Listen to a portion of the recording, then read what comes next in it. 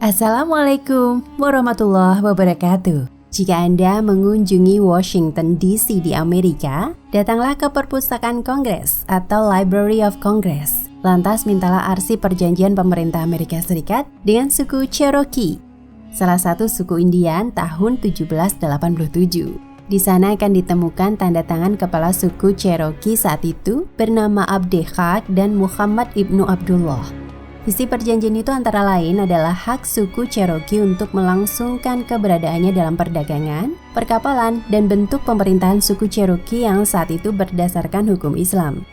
Lebih lanjut akan ditemukan kebiasaan berpakaian wanita suku Cherokee yang menutup aurat, sedangkan kaum laki-lakinya memakai turban atau surban dan terusan hingga sebatas lutut. Cara berpakaian ini dapat ditemukan dalam foto atau lukisan suku Cherokee yang diambil gambarnya sebelum tahun 1832. Kepala suku terakhir Cherokee sebelum akhirnya benar-benar punah dari daratan Amerika adalah seorang muslim bernama Ramadan Ibnu Wati. Berbicara tentang suku Cherokee, tidak bisa lepas dari Sequoyah.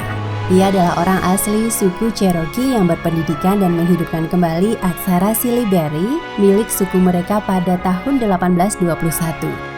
Silyberry adalah semacam aksara alfabet. Jika kita sekarang mengenal abjad A sampai Z, maka suku Cherokee memiliki aksara sendiri.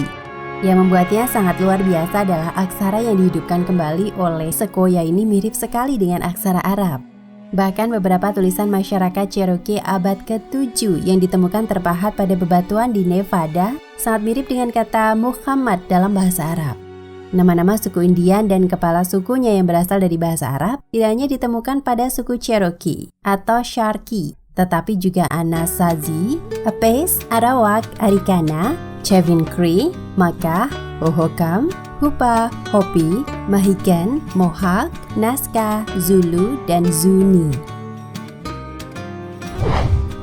Bahkan beberapa kepala suku Indian juga mengenakan tutup kepala khas orang Islam. Mereka adalah kepala suku Chippewa, Creek, Iowa, Kansas, Miami, Potawatomi, Sauk, Fox, Seminole, Shawnee, Sioux, Winnebago, dan Yuchi. Hal ini ditunjukkan pada foto-foto tahun 1835 dan 1870. Secara umum, suku-suku Indian di Amerika juga percaya adanya Tuhan yang menguasai alam semesta. Tuhan itu tidak teraba oleh panca indera. Mereka juga meyakini tugas utama manusia yang diciptakan Tuhan adalah untuk memuja dan menyembahnya. Bukankah Al-Quran juga memberitakan bahwa tujuan penciptaan manusia dan jin semata-mata untuk beribadah kepada Allah?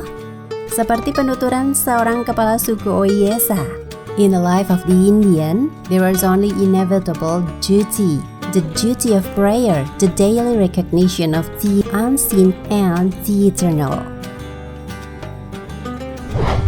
Semangat orang-orang Islam dan Cina saat itu untuk mengenal lebih jauh tentang bumi ini yang terdiri dari lautan dan daratan sebagai tempat tinggalnya sangatlah tinggi.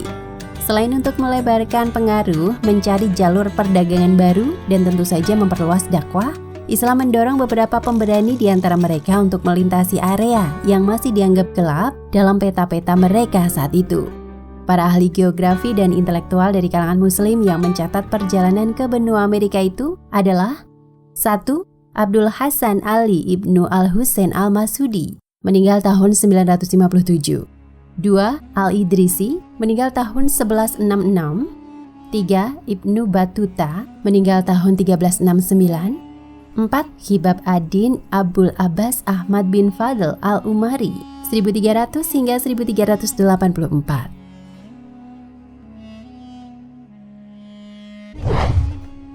Pelayaran dari Cordoba tahun 889 Masehi. Menurut catatan ahli sejarah dan ahli geografi Muslim Al-Masudi, 871 hingga 957, Khas Ibnu Said Ibnu Aswad, seorang navigator Muslim dari Cordoba di Andalusia, telah sampai ke benua Amerika pada tahun 889 Masehi.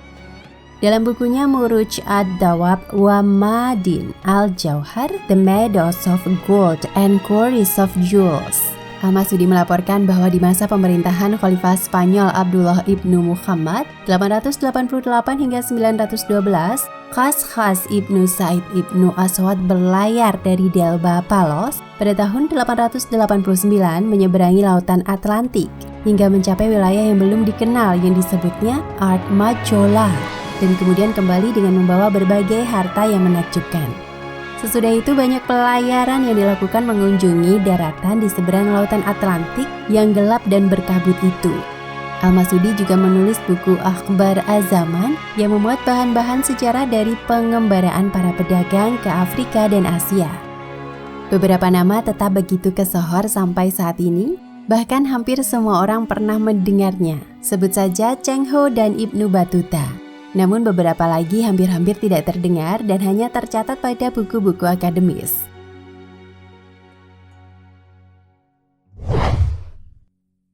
Pelayaran dari Granada, Spanyol tahun 999 Masehi.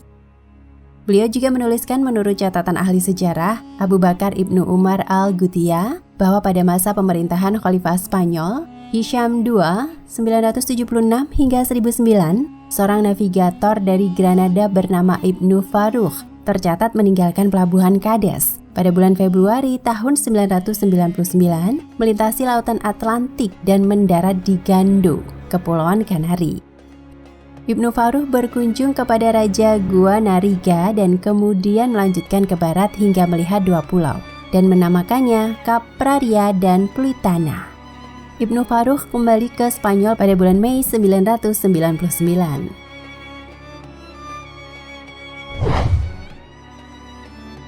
Pelayaran dari Maroko, Afrika tahun 1291 Masehi.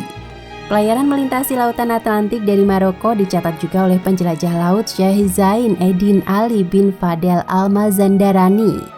Kapalnya terlepas dari Tarfeh di Maroko pada zaman Sultan Abu Yaqub Sidi Yusuf 1286-1307, raja ke-6 dari dinasti Marinid.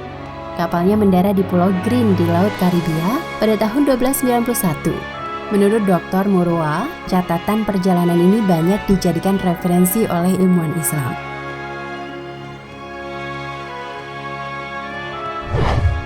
Pelayaran dari Timbuktu, Afrika tahun 1300-an Masehi. Sultan-sultan dari kerajaan Mali di Afrika Barat yang beribu kota di Timbuktu ternyata juga melakukan perjalanan sendiri hingga ke benua Amerika. Sejarawan Shihab ad-Din Abul Abbas Ahmad bin Fadl al-Umari 1300-1384 memerinci eksplorasi geografi ini dengan seksama. Timbuktu yang kini dilupakan orang, dahulunya merupakan pusat peradaban, perpustakaan dan keilmuan yang maju di Afrika. Ekspedisi perjalanan darat dan laut banyak dilakukan orang menuju Timbuktu atau berawal dari Timbuktu. Sultan yang tercatat melanglang buana hingga ke benua baru saat itu adalah Sultan Abu Bakari I 1285 hingga 1312 dan saudara dari Sultan Mansa Kankan Musa 1312 hingga 1337 yang telah melakukan 2 kali ekspedisi melintas lautan Atlantik hingga ke Amerika dan bahkan menyusuri sungai Mississippi. Sultan Abu Bakari I melakukan eksplorasi di Amerika Tengah dan Utara dengan menyusuri sungai Mississippi antara tahun 1309 hingga 1312. Para explorer ini berbahasa Arab. 2 abad kemudian, penemuan benua Amerika diabadikan dalam peta berwarna Piri Reisi yang dibuat tahun 1513 dan dipersembahkan kepada Raja Ottoman Sultan Selim I tahun 1517. Peta ini menunjukkan belahan bumi bagian barat, Amerika Selatan, dan bahkan benua Antartika, dengan penggambaran pesisiran Brasil secara cukup akurat. Bukti lainnya adalah Columbus sendiri mengetahui bahwa orang-orang Karib atau Karibia adalah pengikut Nabi Muhammad. Dia paham bahwa orang-orang Islam telah berada di sana, terutama orang-orang dari pantai barat Afrika.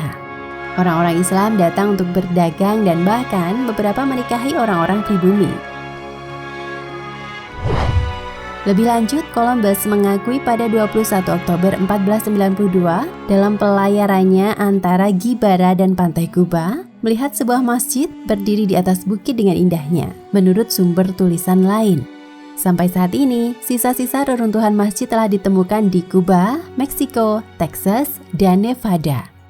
Dan tahukah Anda, 2 orang nahkoda kapal yang dipimpin oleh Columbus, yaitu kapten kapal Pinta dan Nina, adalah orang-orang Muslim, yaitu 2 bersaudara, Martin Alonso Pinzon dan Vicente Yanex Pinzon, yang masih keluarga dari Sultan Maroko Abu Zayan Muhammad III 1362. Dan mengapa hanya Columbus saja yang sampai saat ini dikenal sebagai penemu benua Amerika? Karena saat terjadi pengusiran kaum Yahudi dari Spanyol sebanyak 300.000 orang Yahudi oleh Raja Ferdinand, seorang Kristen yang taat, membuat orang-orang Yahudi menggalang dana untuk pelayaran Columbus, dan berita penemuan benua Amerika dikirim pertama kali oleh Christopher Columbus kepada kawan-kawannya orang Yahudi di Spanyol. Pelayaran Columbus ini nampaknya haus publikasi dan diperlukan untuk menciptakan legenda sesuai dengan pesan sponsor Yahudi, sang penyandang dana. Kisah selanjutnya kita tahu bahwa media massa dan publikasi dikuasai oleh orang-orang Yahudi dan bahkan dibenci oleh orang-orang seperti Henry Ford, si raja mobil Amerika itu.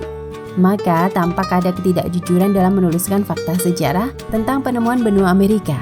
Penyelewengan sejarah oleh orang-orang Yahudi yang terjadi sejak pertama kali mereka bersama-sama orang Eropa menjejakkan kaki ke benua Amerika.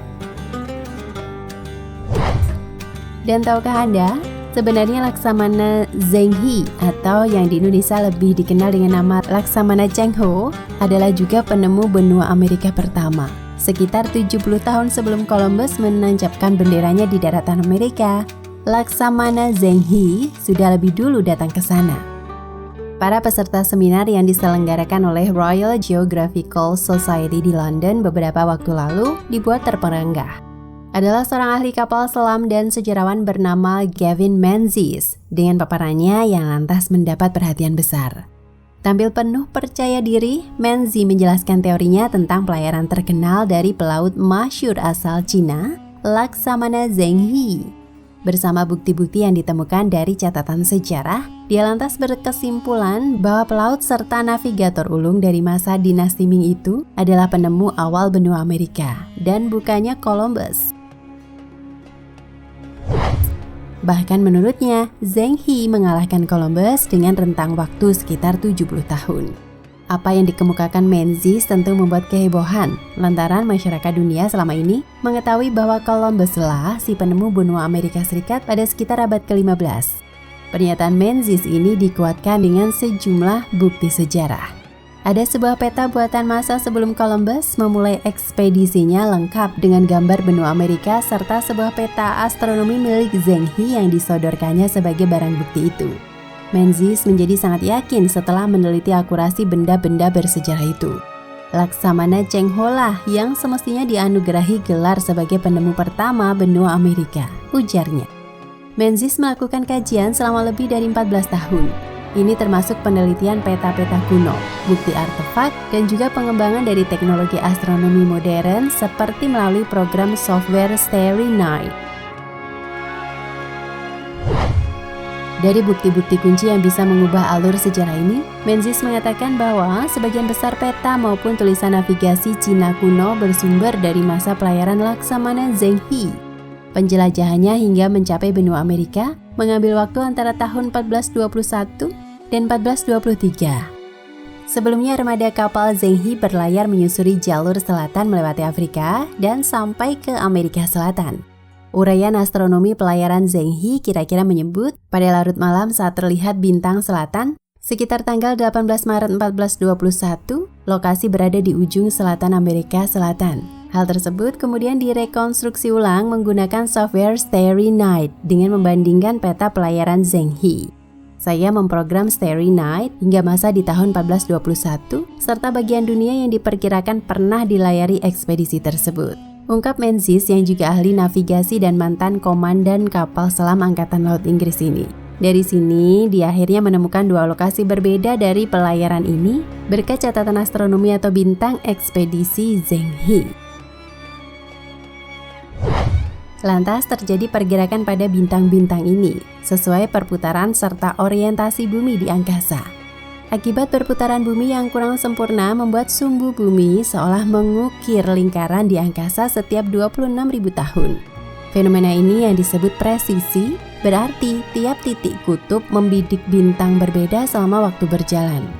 Menzies menggunakan software untuk merekonstruksi posisi bintang-bintang seperti pada masa tahun 1421. Kita sudah memiliki peta bintang Cina kuno, namun masih membutuhkan penanggalan petanya, kata Menzies. Saat sedang bingung memikirkan masalah ini, tiba-tiba ditemukanlah pemecahannya.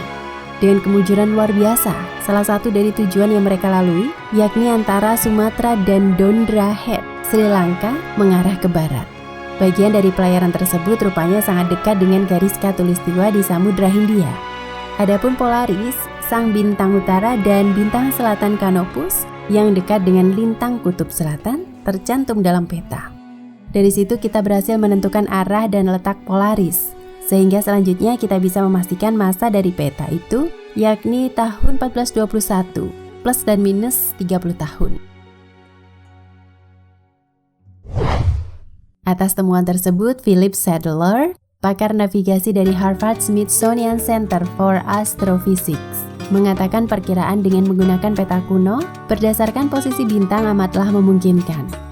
Dia juga sepakat bahwa estimasi waktu 30 tahun seperti dalam pandangan Menzies juga masuk akal. Selama ini masyarakat dunia mengetahui kiprah Zheng He sebagai penjelajah ulung.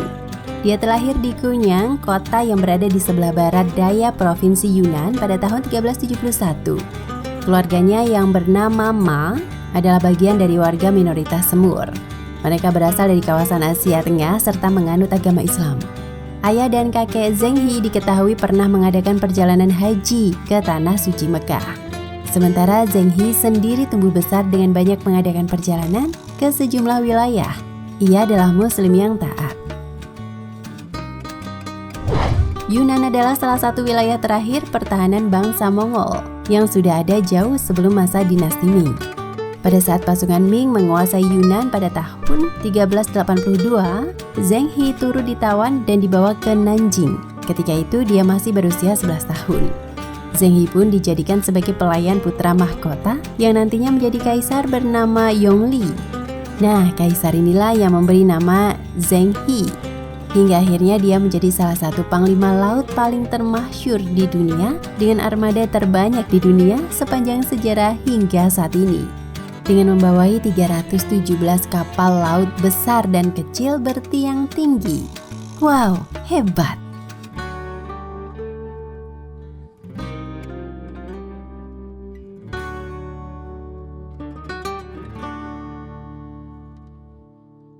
Nah, pemirsa Ensiklopedia Al-Fatih, sampai di sini perjumpaan kita kali ini. Semoga menginspirasi.